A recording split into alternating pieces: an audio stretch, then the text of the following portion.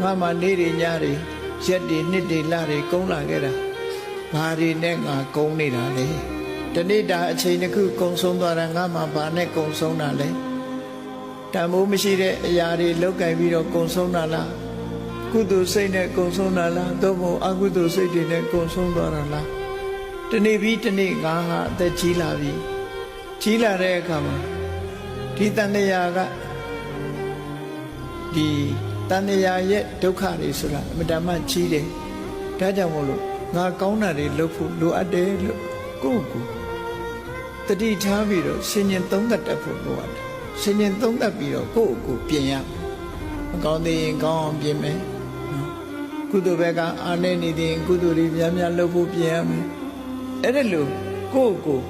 ဘဝကိုပြုပြင်ရမယ်ဆိုတာမြတ်စွာဘုရားရဲ့အဆုံးအမတရားပဲဖြစ်တယ်